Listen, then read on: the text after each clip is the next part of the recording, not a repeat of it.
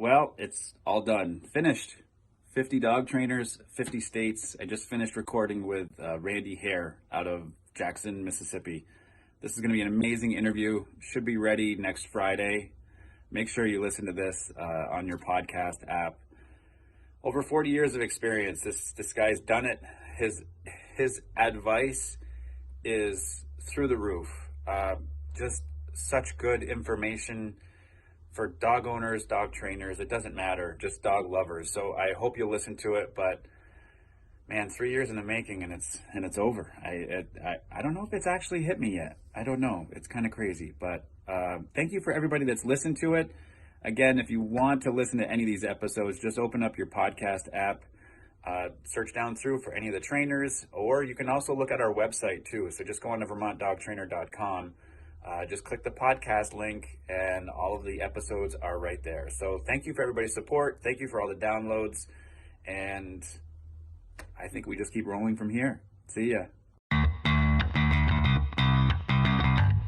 It's the Vermont Dog Trainer Show. Nobody's ever interviewed a dog. My wife is at the kitchen sink. I don't just walk up and shoulder her out of the way. I'm still a federal agent, Ian. Putting your arm up to your elbow inside of a cow didn't appeal to me. You were shot 3 times. There are just some dogs that are sociopaths. Yeah, I've listened to every episode. Holding that squirt bottle like a 357. That's a really good question. I think that's probably one of the more accurate statements I've heard in a while, Ian. Shut up and train the dogs, man. Vermont dog trainer Ian Grant picks the brains of dog trainers across America. Listen as he tackles owner concerns on talking dogs. Join him for Chit Chat, a behind-the-scenes look at running Vermont Dog Trainer. The Vermont Dog Trainer Show is your common-sense, down-to-earth advisor on all things dog training. Now, here's your host, Ian Grant. Welcome to the show, everybody. Today, I'm very pleased, very happy as we're rounding down. This is state number 50 now. And I have Randy Hare here. He is from Jackson, Mississippi. And this is going to be a fun conversation because Randy has tons and tons of knowledge and experience. Randy, welcome to the show.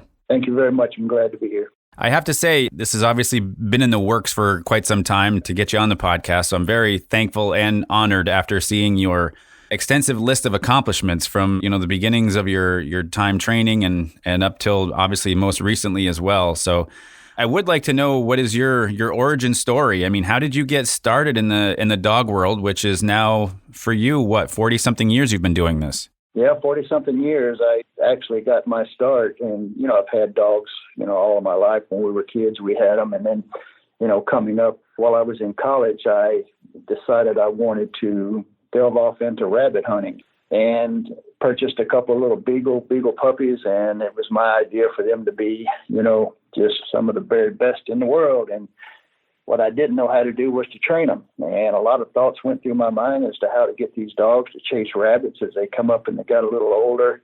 It was, time for them to do something. And I think they were 6 months old to the day. And I thought about dragging a rabbit around, and letting them follow that rabbit. And then once they got to it, and they would get the idea of what this was all about. Or maybe I would put a rabbit in a cage with them and let them just chase it down. And all sorts of things came into my mind as to what to do. And I think at 6 months old to the day, I had them out in the woods, and they were over there licking themselves like puppies do and scratching themselves. And they eased over toward a brush pile, and I heard one of them scream. I thought it was a scream. I wasn't sure what it was, and thought that maybe one of them had gotten on a snake. And then the other one screamed. Well, 2 of them are not going to get on the same snake. Or what's going on here? And I'll be darned if this rabbit didn't jump out of the wood pile, and they're hot in behind it, raising 9 kinds of sin. And I just knew at that time I had been born a dog trainer. There was nobody else in the area. Nobody else told them that. It must have been me. And for years after that, I hunted with these dogs, and I had a great chance of watching what was natural. It hadn't been taught. It was something that happened when the sperm hit the egg. And if they've got it, they've got it. And if they don't, they don't. And watching these animals, chase these rabbits and sniff out where they were, and watching them trail the rabbit and noticing that they were right on the track. They weren't 3 or 4 feet off of it or 3 or 4 feet to the other side. They were right on it, and they didn't give up until they got to the rabbit. And this first rabbit that they chased, I actually was lucky enough to hit this one when I shot at it, and it killed the rabbit instantly. And here come the beagles. And I remember thinking at the time, I would not want to be in your little paws right now, because these dogs, I was thinking wolves. They were chasing them because they were hungry. That had to be what it was. And they get there and they nudge the rabbit a couple of times. They leave it alone. And in 2 or 3 minutes, they had another one up running it. Wow.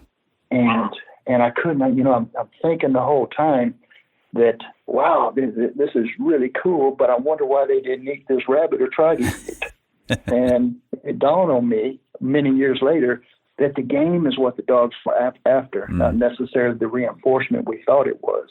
And even in detection work, we think that they have ball drive, but we never refer to a dog that has sleeve drive as saying that he'll make a really nice protection dog.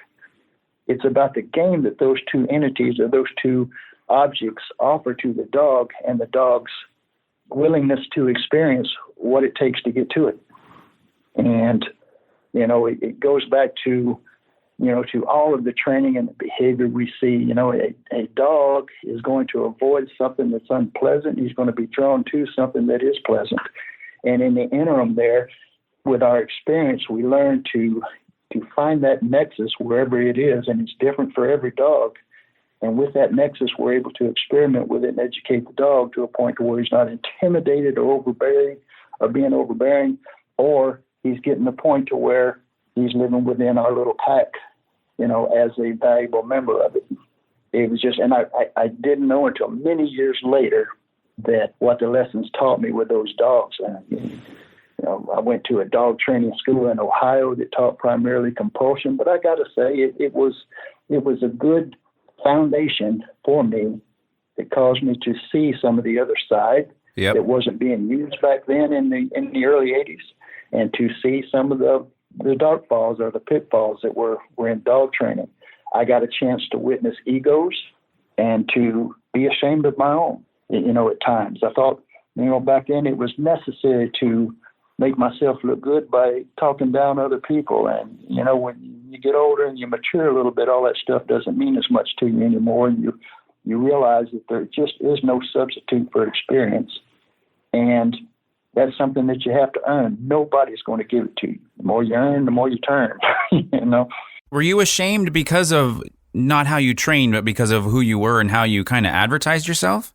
Well, it was just, you hear it in the dog business all the time, people yah-yahing back and forth. Oh, you don't know what he's doing, and you don't know what he's doing. Yeah. He just, that kind of stuff you put to the side. And only one that you compete with is a trainer you were yesterday. And if you stick to that and not worry about what everybody else is doing, you'll be just fine. And keep the dogs first, and your ego, put it on the shelf somewhere. And it was hard, especially in the police work, to get people to follow that idea and to realize, and the terrible shame of it is the dog is the only one in this whole race that doesn't have a voice. They can't tell their side of the story. They can't communicate with us except through their behavior. And through our experience, we're able to read that behavior and get an idea of what they've been through before and what they need for the future, It's interesting you mentioned, the dog training world, because the competition or the finger pointing, if you will, can be very prevalent sometimes. But the other part of it too is, Randy, for me, I've been in this for 13 years, so a lot less than you. And, for a long time, I felt like I had to take in, for me, it was a lot of content, right? Because there's dog training out there for us it's at our fingertips compared to when you first started. So I found myself, comparing to what somebody else was doing, but also that was the way of learning. And it's interesting when you say, you're only as good as the guy that trained yesterday, because I think probably for me professionally, the best I do is when I don't take in anything and I can just work on my own stuff, over and over and put in the work and just get better and better and better without there being, more information given to me. Have you found that you've gone through different phases of that throughout your career, because you've done so much? Yeah, different phases, and you realize that there are people out there who know very much what they are doing. And, it just seems like the ones who know very much what they're doing would rather stick to themselves. And I was fortunate when I, got humbled a couple of times in police work, working a police dog. I realized that having that ego, for just me, it was kind of like a cancer that, retarded my growth as far as becoming a better trainer. And once I realized that I could go to this guy over here and this guy in the middle and then this guy over here to the right and a couple other people, that a lot of them had some of the same ideas pointing in the same direction, but it became very clear to me and evident to me that had they gotten together and shared ideas with each other, there's no telling what they could have done. So I kind of benefited from getting all of that knowledge. And, some of them were jerks. Some of them, knew why I was there. I'm a sponge, man. I want to soak up the information. And, as you do that, you start realizing what is garbage and what isn't, and using all of it to your own benefit. But you have to realize, too, that you don't ever stop learning in this business.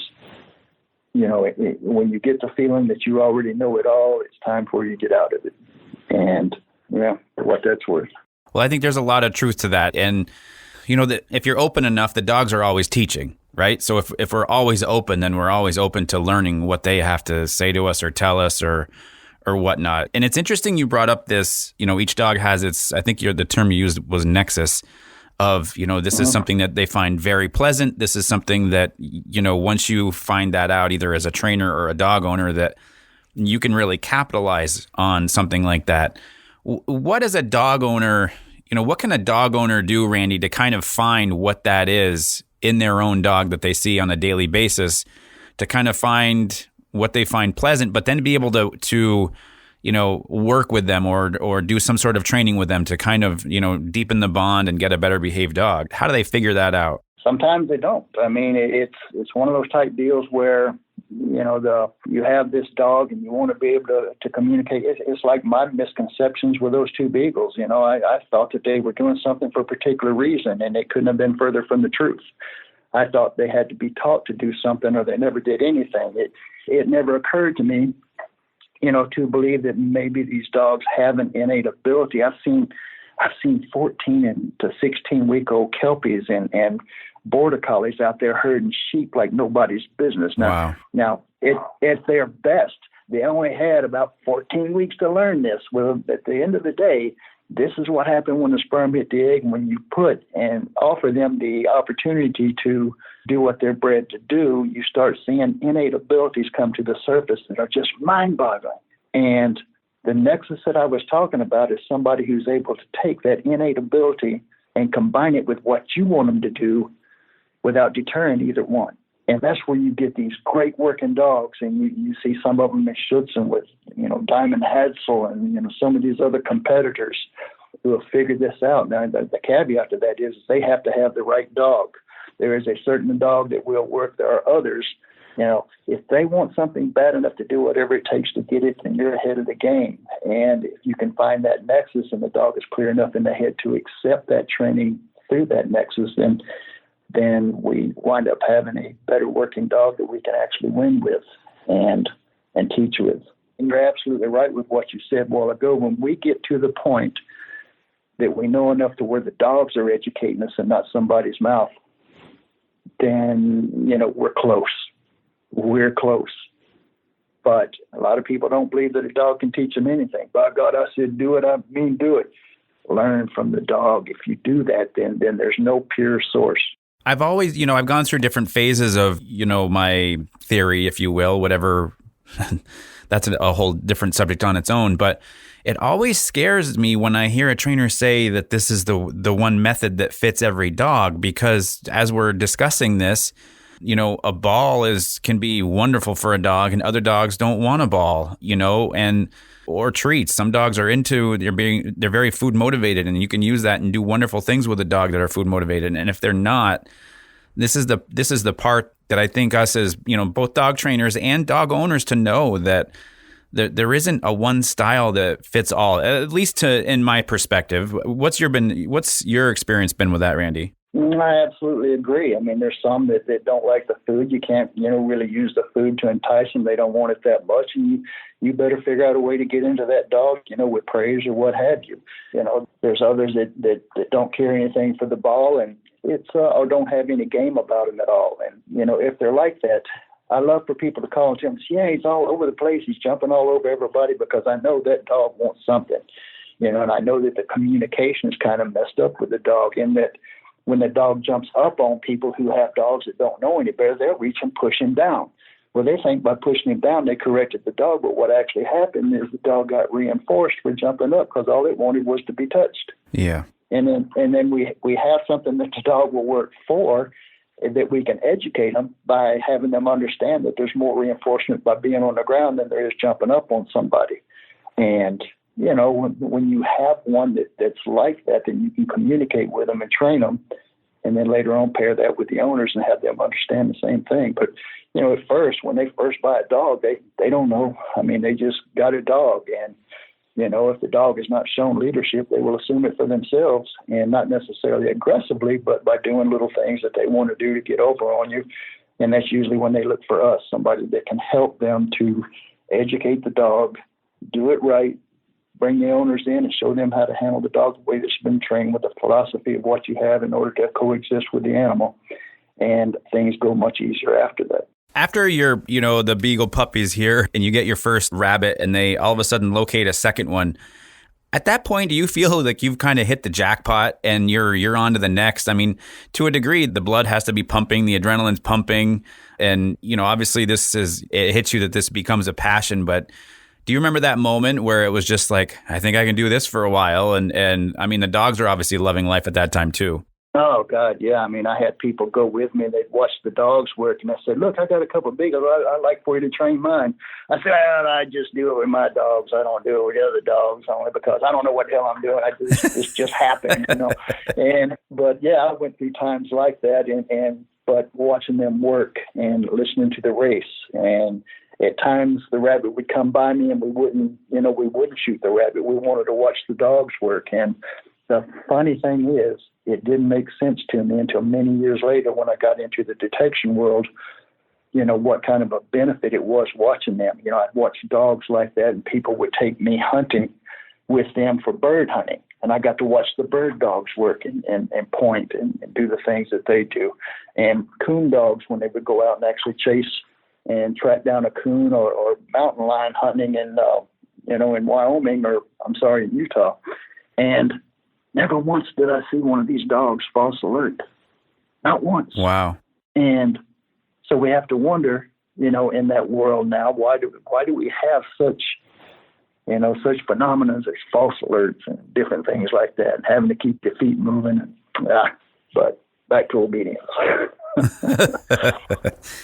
So after this, do you start working with other people's dogs? Where do you go on from this with the Beagles and the hunting? I did. I opened up my first little training center after going through the school in Ohio, and I'll tell you, it was National Canine Training School of Dog Trainers. And like I say, back then there was, 4 or 5 choices, and it was a 6-week-long school, and Scott Mueller was running it, who's, a great guy. And I think he's actually sold it to somebody else now. I don't know. But it was a good quality school for what people were doing at that particular time frame in the profession. But it didn't take me long to start questioning. Back then, they said, well, why would you want to use food, man? What are you going to do when the dog gets full? Well, to an idiot like me, that made perfect sense back then. Now I think about it in a little different way. I'm not going to worry about what happens till it gets full. I'm going to worry about what happens in the time it takes him to get full.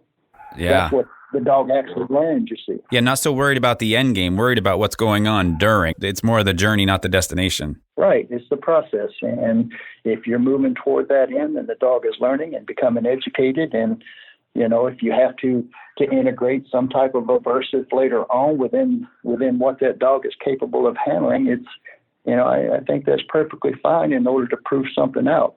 What you have to be careful with is finding that nexus and not going overboard. And if you've got to be firm, then be fair. And it's when they're not fair that the problem starts. Have you seen a big change from how dogs were handled from when you first started until today, just leash-wise, behavior-wise? Yeah, it was, kind of back in, and I can't remember what year, it's probably in the early 90s that, I went to some Fritz Bueller seminars that they had down in Birmingham, Alabama, and you learn a lot by watching these guys, and you have to realize though that whatever you learn or a lot of what you learn is not going to be golden. It's something that you need to look at and be critical about, and never ever trust any one thing. And if you keep that mindset, you have a tendency to get better. But I've seen them actually get dogs that were about half crazy where they could correct the heck out of them enough. And see, that's not about the nexus. That's about getting a dog, crazy enough that you can't make mistakes to do too much to him. And, if you have that, you may get some sort of level of success, but then that reinforces us to go ahead and try it again and to show it to other people, and guess what you have out there. And so, like I say, just because you go watch something and it looks really good doesn't necessarily mean it's going to be right for you and your dog. Keep that open mind. And then again, it may be exactly right for what you want to do, or something that you can put away and put in your stockpile for a given situation at another time. And that just goes to, the point of making sure that you have many tools in your basket here that you can use, whether you're a dog owner or a dog trainer. But I think the misstep that happens too is that we don't stick with something long enough, meaning like dog owners don't stick to something long enough to let the dog realize what the whole routine is and what the structure is. I think it turns into I'm going to try this type of style or this tool for a day or two, and it didn't work. So I'm going to go on to something else. And well, that didn't work. And it goes on to something else. And then to me, there's just more confusion that is created than clarity. And then it just is, that's a very, very deep hole to go down over and over and over again. Yeah, it absolutely is. And you see it not only with just dog owners, but with dog trainers also, that, they try to do that. It's, it's an open mind. And with what I do, I've seen an awful lot over the 40 years, and it helps. It helps to take all that stuff and remember it and stockpile it. I remember, as a compulsion type trainer, I went to a seminar that was, by Karen Pryor back in '93, believe it or not. It was in Jackson, Mississippi, while I lived over in Louisiana. And I sat there for 2 days, bored to tears, watching this lady talk about, I said, man, she trains dolphins. What are you even doing here? But I made a pact with myself that anybody doing anything with animals I was going to go to, whether it was horses or dolphins or what have you. And she put me in a position to be the dog once with another lady trying to show me what to do by utilizing the clicker. And we couldn't talk to each other, so I had to go off of that clicker and figure out what she wanted me to do. And then at the end of it, I remember getting so mad because I didn't figure it out. And I actually asked, I believe it was Karen Pryor, what was the behavior? Well, you just had to stick your hands in. I said, I did that 3 times and she never clicked. 3 times she did it and she never clicked. And I remember getting so mad. And then it occurred to me, what must the animals go through when they don't figure it out and we come down on them? Wow. And as a grown man, I retired off to myself and actually literally came to tears over what I had put dogs through in the past in order to educate them when it wasn't necessary. And I'll be damned, the only ones that didn't have a voice in the matter were the dogs themselves. Wow. That's pretty profound. It was a good lesson. It was a humbling experience. And it shows that even though you think nothing's going to be there to help you, it might just be the one thing that changes you forever. When you're in that moment, I mean, how long had you been working with dogs before this happened to you? That was in '93, and I actually went to the dog training school, I believe it was in '84, and it started with the Beagles back in the late '70s. So, you might say '84 to '90, probably 10 years I've been in it, And I had experienced some success with, training some of the police dogs and stuff like that, obedience dogs and stuff, but it was primarily, compulsion. And that is something that I don't do anymore. There's a nexus between compulsion and that positive reinforcement, and you want to find that happy medium that causes that dog to learn as quickly as it possibly can and, in the best light that it possibly can. And it keeps you being able to sleep at night instead of worried about did you do the wrong thing or not. I mean, when you sit down and you have tears come to your eyes because of what you thought was correct with, your previous training and everything. I mean, obviously, when you go through that and you're building a business and you're seeing different levels of success, I mean, how does that motivate you moving forward, though, too? Because it's very easy to look back at 10 years of training dogs and looking at not feeling maybe that you're not listening to the dog, right? They don't have the voice in it, and you're just trying to communicate the best you can. I mean, and at the same time, you're trying to do the best that you can, and then something like this hits you like a ton of bricks. Yeah, I mean, you had to be put in the position of the dog, and when you get in that pelt and you crawl around a little bit, I mean, think how bad it would have been. Think about somebody maybe, instead of using a clicker, maybe using a remote collar that abuses it and does something like that.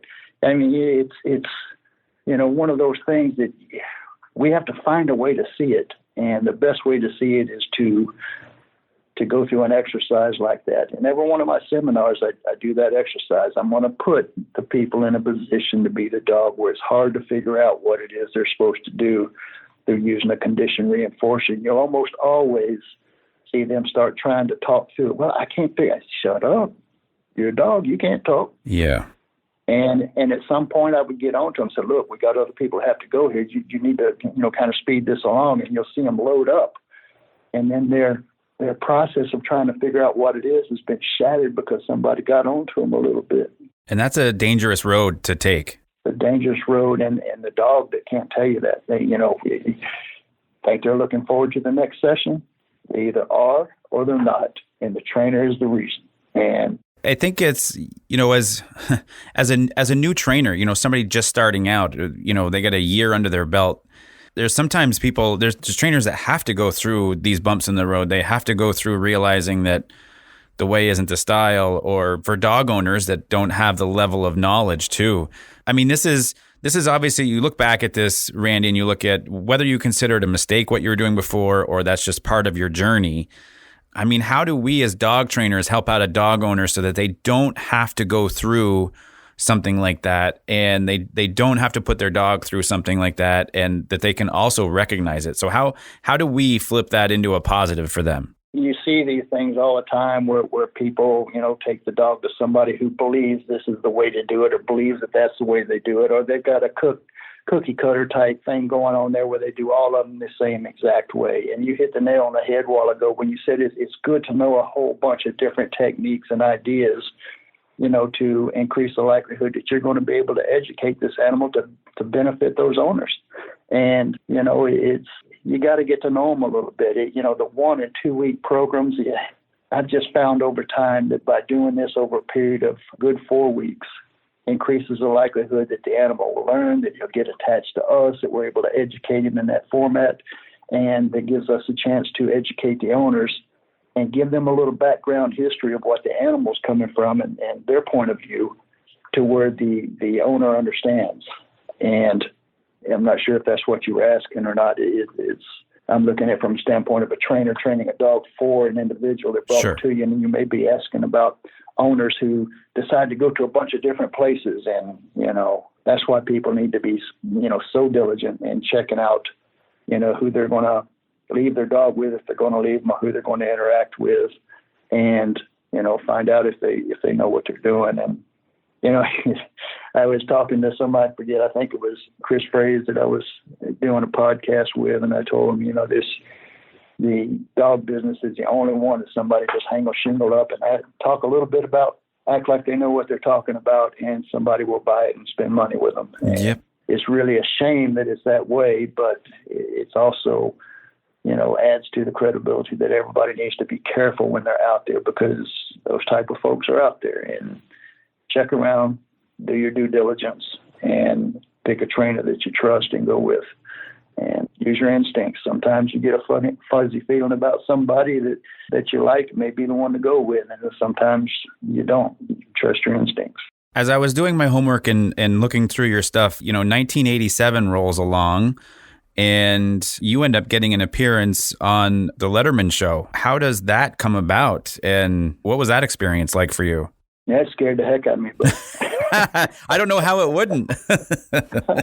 Yeah, I trained that dog to do that trick, and I actually sent them a videotape, and they called on a Monday and wanted us there on a Thursday. Wow. And still people look at that, and that's one of the things where, they see something and they look at it and say, oh my God, that must be that must be great. How cool is that he was able to send the dog to the refrigerator, opens the door, gets the Coke, and then closes the door and then brings it back. But when you look really close at that animal's behavior, you can tell he was trained in the old style of compulsion and force in order to get him to do that trick. So I live with that all the time, and every time I see it. But I think of that, and it's part of what brought me to that emotional, state, when I learned what I did by being the dog. And, I live with that every day, and I think about it every day, and I think about it with every dog that I touch. And, they deserve the same dignity and respect and compassion that another human being does, when you're interacting with them. It's not just a dog. Do you consider that appearance both a blessing and a curse for you? I do. That's the best way to put it. Because, people who think what they see is really great, and they look at it closer with what I'm pointing out to them, and realize, too, that I have got to humble myself if I'm ever going to have a chance for somebody realizing that maybe they need to do the same. And I got to be able to tell them I was a fool for a long time doing things a certain way and what I believed, and let my emotions, take over with me, as opposed to taking my time, doing it right. Let the animal work at his pace. And once they get confident working at their pace, that pace will increase where the learning curve actually goes up. And boom, you're off and running. But yeah, it was exactly both a blessing and a curse. Did you find that business blew up at that time right afterwards? I mean, was it that much of a jolt to what you were doing that it was a substantial jump for you? Oh, it was. I mean, it kind of put me on the map. And, I had some millionaire called me from Hot Springs, Arkansas, that wanted his dog to do the same thing. And, the dog wasn't big enough to reach the handle. So I said, dude, I sure would like to, be able to accommodate you, but I'm not sure about this. Just the dynamics don't match up. But I did. And that's kind of part of the curse, too, is it validated that maybe I was doing the right thing. And all I had to go on that time I put myself in the position of the dog was my dog's behavior. And I knew in my heart then that it wasn't right. And those are your instincts that you're talking about too, right? It's just the same thing when you're telling people, if you have that fuzzy feeling inside that you're not quite sure, then that's something, that little voice is what we have to listen to. It really is, because we have to find a way to make up for our experience, or lack of experience, if you will. And, especially if we're, considering getting somebody to train our dog, what have you. I mean, it's, granted they're dogs, but through, a couple of thousand years of domestication there, they've become, more like family to us. But at the end of the day, they're still dogs. They have their own dog psychology about them and different reasons for things that they do that we may or may not ever understand, but it's part of their psyche. And if we as humans can learn to interact with that psyche, in a productive manner, then we have a higher probability of a long existing relationship. I'm talking to Randy Hare today. He's from Jackson, Mississippi. You can find him online. His website is alphacanine.com. Randy, as I'm looking over the website, you have a number of awards ranging from 1985 to 2017. I mentioned before, if we sit here and mention all these, it'd probably be its own show. That being said, what do you feel, what award do you have hanging on the wall or in a box somewhere that you feel like you are most proud of in your career? All of them were stepping stones. I look back at some of those police dog trophies that I did, and it's probably not as educational to pick out the one that I'm probably most proud of that it did for me, but the ones that I'm, feel uneasy about. All the police dog things that I did, as a handler when I went through law enforcement for 12 years, and I did that only because I wanted to get the experience of handling a dog, before I ever tried to teach somebody else how to do it. And, these certifications that people have now, they want you to do certain things with the dogs, and then all of a sudden they want you to, they want to attach points to it so they can give some people trophies and some not. And they separate, what the dogs do and don't do as far as, getting the maximum amount of points. So it causes you to put more training on the dog, more stress on the dog, more, I got to get him to do it this in a certain way. And, I was pretty good at that because I was used to using the compulsion and doing it. And it actually cost me the very performance that I needed on the street.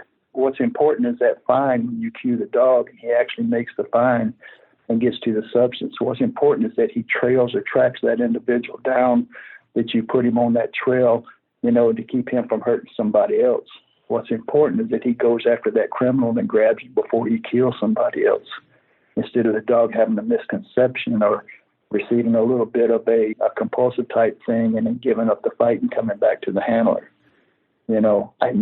After that happened to me, as far as sending a dog after somebody that I knew was a criminal and he was about to get away, and from the yelling at the other officers, that dog did the most perfect recall and comes back to me that you've ever seen, because I worked hard on getting that dog to do that so this egotistical sucker could get a trophy, and wave it in front of other people. At the end of the day, if he doesn't do those things that he has to do, make that fine, follow that guy down, apprehend that criminal and stay there with him until you get there, then what good is all the other stuff anyway? And that's the way I looked at it from that point on. I would do enough to get my certification. Everything else was about the streets and business. I mean, at the end of the day, people are going to talk, right? And the results are going to show.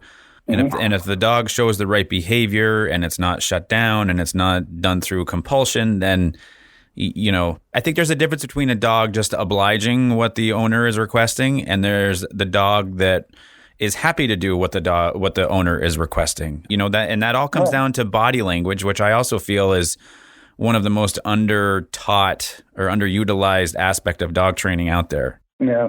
And it all goes back to that nexus too. I mean, if you can have that happy balance in there where you have performance on the streets and getting, the dog to do something in a competition because you want a trophy.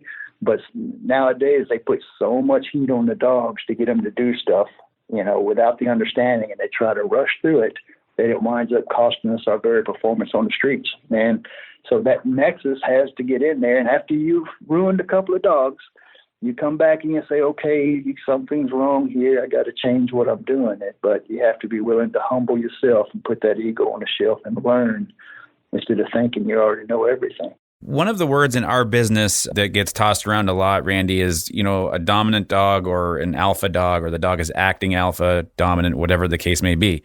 Obviously, you have alpha in your website name and in your business name, so obviously it's a different context, but it certainly sparked a thought in my head here of this conversation, because for me, I've been doing it 13 years, mostly daycare and boarding, with a handful of years of training. And I don't know, looking back at my short career, if I feel like I've ever seen a truly dominant, like what you said, born this way, a truly dominant dog walk through my doors. And I think that word is just thrown around a lot. That is my humble opinion. Where do you stand on that?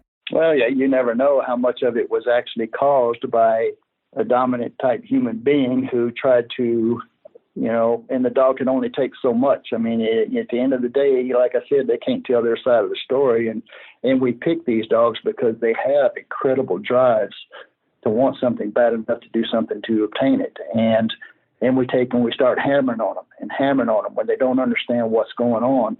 And before long, the dog lashes out at the only thing he can lash out of, and that's the closest thing, and it happens to be the handler. And they turn around and put the dog to sleep. In my opinion, that needs to be on the other end of the leash as far as euthanasia goes. But to replace that is education and learn, guys. I mean, we create the problems we have. I saw an article yesterday where the sheriff had decided to put a dog down because it bit the handler.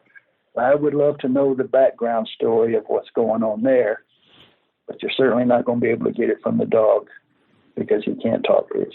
Yeah, it's difficult. I was talking with somebody yesterday who decided to, take on a Newfoundland who had bitten a girl in the face, put a puncture wound in this 2-year-old's face, and also bite marks on the back behind the ear. And I'm just shaking my head because I'm thinking either there's something neurologically wrong with that dog for it to go from 0 to literally 100, or there was a progression of things that just were either ignored or not seen over a certain amount of time for it to get up to that level. I mean, I think it's obviously a different context than what you're talking about, but It's the same thing. You wish you could know what happened. What led up to it? Was a 2-year-old just poking and prodding and trying to stick things up the dog's nose and yanking on its ears, or what was it? And sometimes as trainers, that's difficult for us to sit back and not know the answers and still try to move forward with sometimes. Well, it's like when I think I was 8, 9 years old. I'd get out of school, and I always went over to a friend of mine's house who had this little Pekingese. And the Pekingese stayed in the backyard most of the time, and then sometimes it was in the house. But every time I would leave my friend's house to be home by dinner, I would kick at that fence as I was going. I just thought that was the funniest thing in the world, that dog trying to grab my foot through that fence, as I would leave and go home. And it was a daily ritual. That's what I did. And one day I'm in my friend's house, and he lets the dog inside the house. And he picks up the dog, and the dog's licking him in the face. And he said, "I bet he won't do that to you." And I said, "I bet he will." And I stuck my neck up there, and he caught me about 1/4 of an inch from the jugular vein. Ooh. And it was bad. I mean, I was bleeding like a stuck hog, and, had to hold a towel to my neck as I went home. And as soon as I got home, the phone was ringing. It was this guy's mother, and she had heard what happened. And, she finally got me wrapped up there and about to go to the hospital. And the lady told her, says, "Look, I'm sorry. We're going to have the dog put down. This is unacceptable," and all this. And my mother, bless her soul, told the lady, said, "Look, don't put him down yet." Said he was a mean little bastard. He probably did something to deserve it. And she was right. Yeah, I did do something to deserve it. So kudos for her to having enough sense to know me well enough to know that it might not have been the dog's fault, especially if it was a dog with an impeccable temperament like that one had.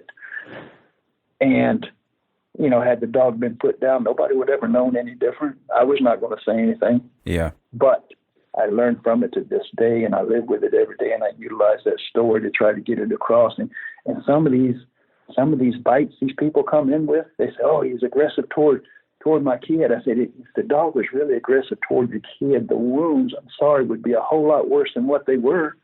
So a lot of times they overreact.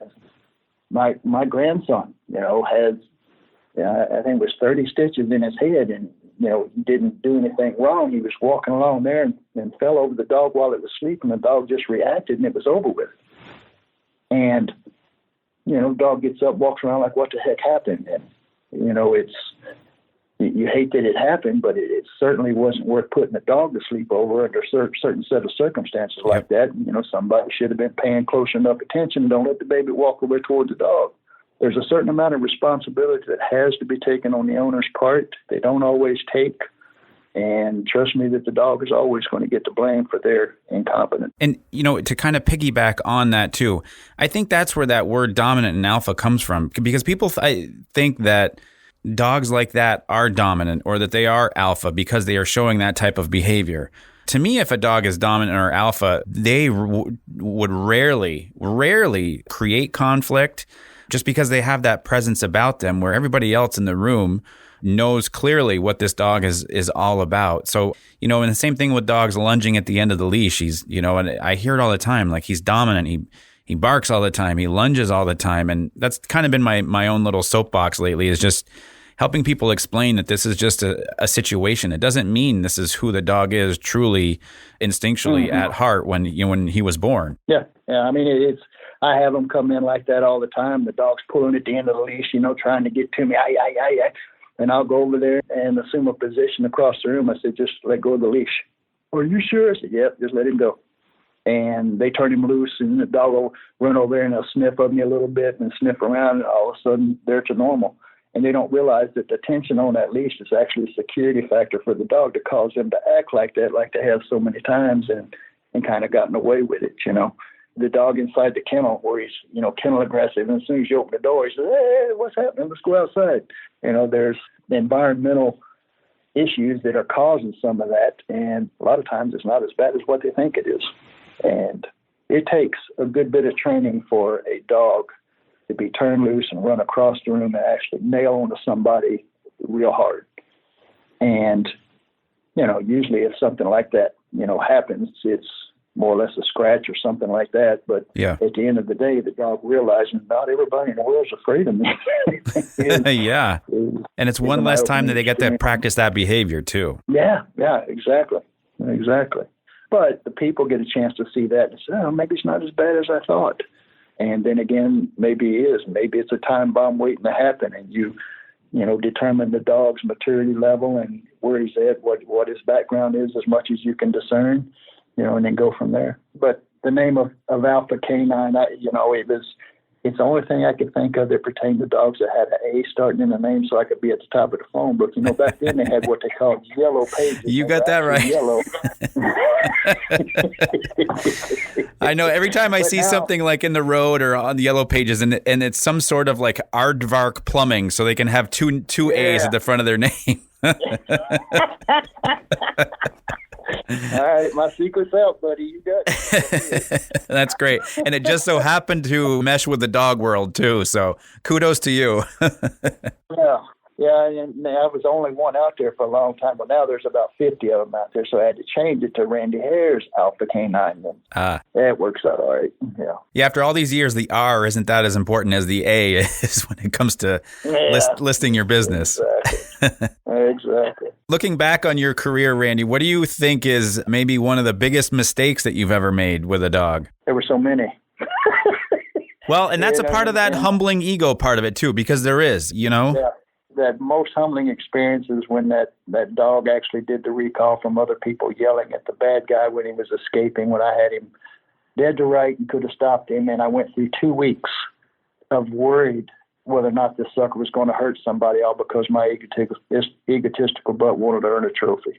That was the most humbling, experience that I've had, that caused me to change the way I thought about dogs and realize that no matter how much I had listened to, there's a chance that a lot of other people just might be wrong. And especially when it comes to the human race, with the political environment that we have now, my God, there's a big group of people somewhere that's totally wrong. And not at liberty to say who I think it is or which one I think it is, but somebody's wrong. And there's a bunch of them. Yeah. What do you think is the biggest mistake that dog owners are making today through, during these, especially these times, because we're quarantining and dogs are, we're all kind of segregated to our homes to a degree and everything. So where do you think dog owners are making the mistake that they can actually fix right now? Well, it's just realizing that, when they adopt a dog, and God bless them for adopting a dog, it takes a special person, to do that, especially if they know that they're not real sure about what the dog's background is or where it came from or what kind of, things they might endure. It's, buying a puppy is certainly a roll of the dice. It may be what you want, you may not. But, at the end of the day, people are a whole lot easier to deal with if they've been educated, and dogs are a whole lot easier to deal with if they've been educated. Not every dog needs obedience training, but the majority of them need it because it is a form of communication. It's, having the dog understand what is desirable behavior and undesirable behavior. It's setting perimeters and having consequences that are right for that dog, and they have to be right for that dog. And without being abusive. It's, my dad used to look at my brother a certain way and he'd straighten up, but me, boo-boo, I needed a little more touch. and my dad was real good about not going overboard with us, earning our respect without being abusive. I respected my dad. I don't ever remember being afraid of him, but I knew what he was capable of if he had to. And even when I got old enough to go to parties, he'd show up at the party and he said, "Hey, son," he said, "I just in the neighborhood, thought I'd stop in, make sure everything's going good. You okay?" I said, "Yeah, Dad, everything's fine." He said, "You need any money?" I said, No, I'm okay. And he said, "All right, buddy, I love you. I'll see you when you get home." And it didn't dawn on me till many years later that he was just putting it in the back of my mind if the time ever came between making a decision between right and wrong, that I might think that he was right over my shoulder or at the door. And it was very effective. It's about being a good parent, and the same thing applies when you're being a good dog owner. Open up a line of communication. There's a pattern as far as behavior goes that causes you to be able to interact with the animal better and make life a whole lot easier on both of you. But it comes through education. Find somebody that knows what they're talking about and get some help. It's interesting that you talk about, opening up the lines of communication because that's something that is obviously that would be good during these times as well, just with what's happening in our world. but also the people that we work with too, or if they work for you, or if you work with somebody, work for somebody else. It's opening up those lines of communication. You can practice it there. You can practice it with your dog. You can practice it with your family. And, when those lines of communication are open, things just get easier and easier and easier.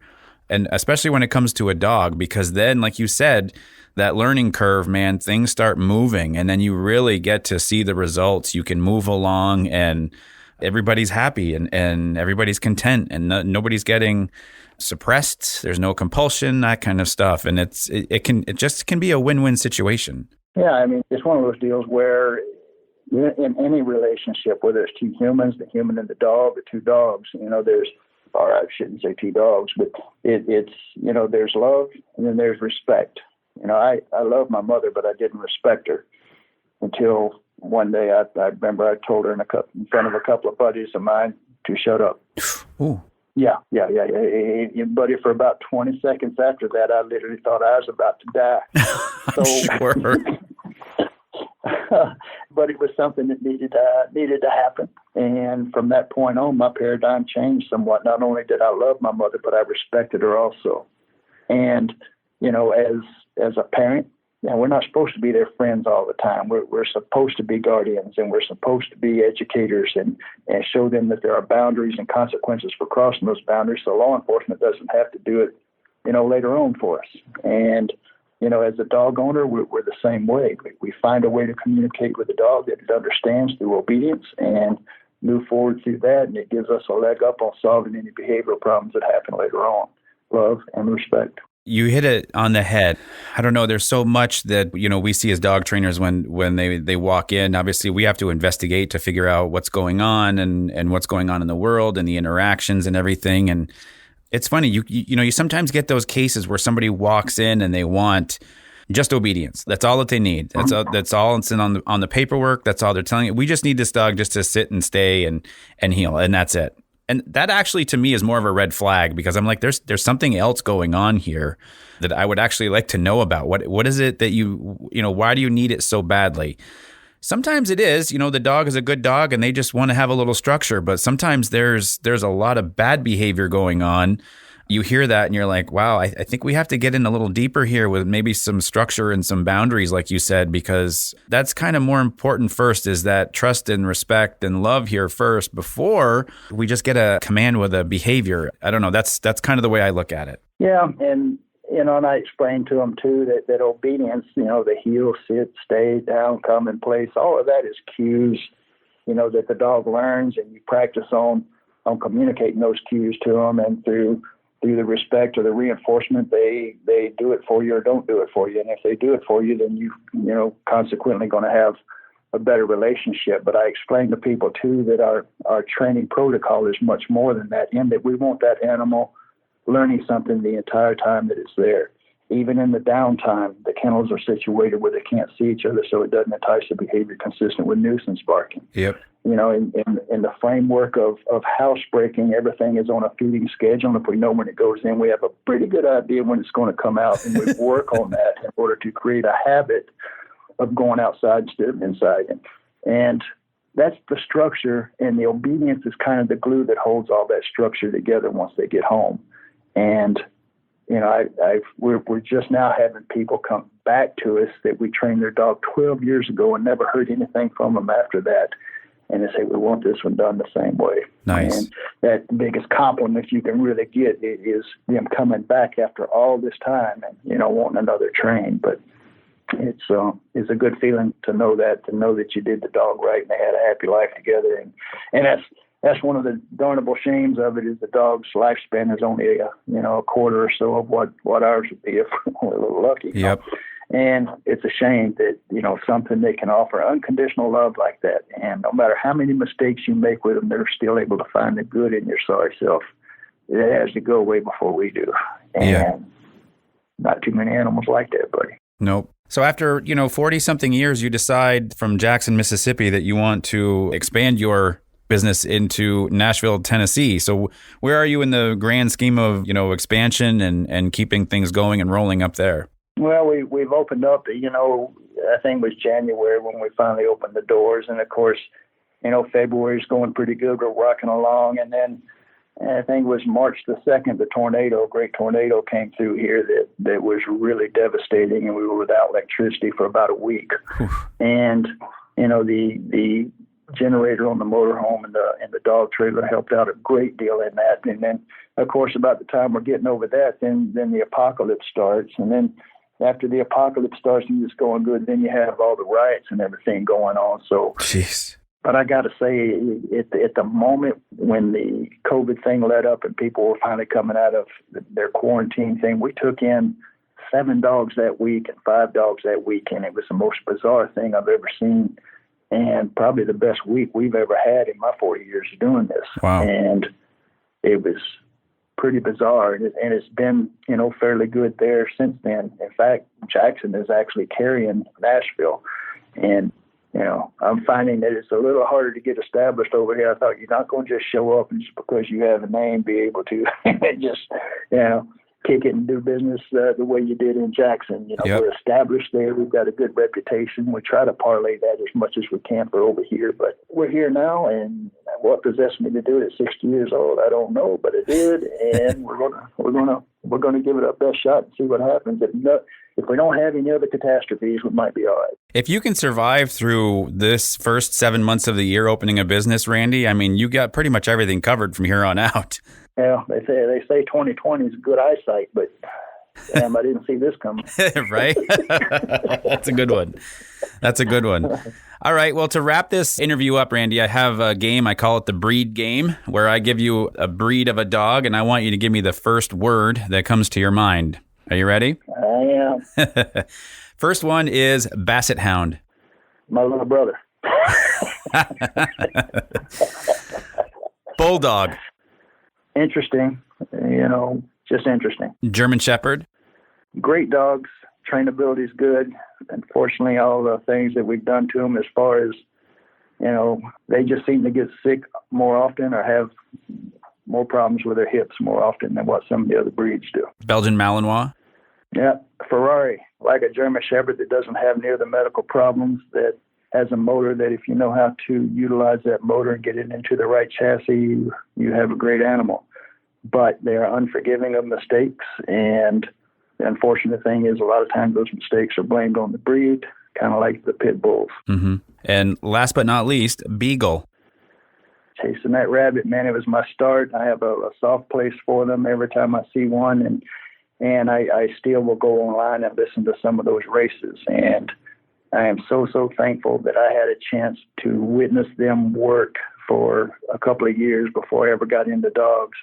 I just didn't realize it would be 10 years later before I looked back and said, my God, those dogs were chasing that rabbit through the woods. How many other rabbits did they smell while they were on that chase? And how did they know to stay on that one? Yeah. And it dawned on me that this little sophisticated instrument they have on the front of their face is more than just really good. It's special.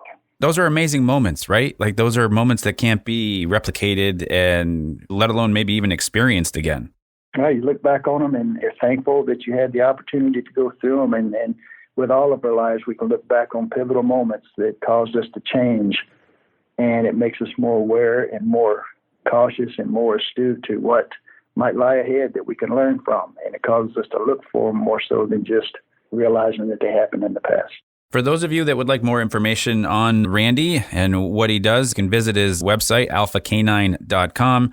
He's in Jackson, Mississippi, and also just recently expanded, as he just mentioned, in Nashville, Tennessee as well.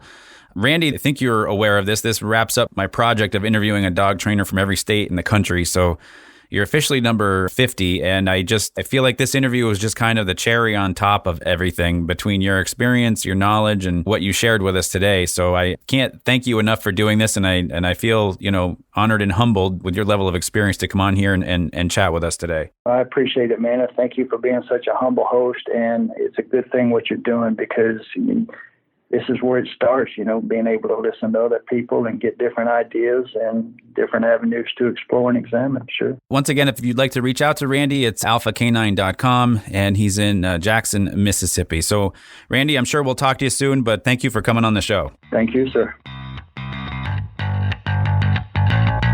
Thank you so much for listening to this episode of the Vermont Dog Trainer Show. If you enjoyed today's episode, please leave a review, subscribe, and share it with your dog friends. For up-to-date information, visit Vermont Dog Trainer Show on Facebook. Until next time. Shut up and train the dogs, man.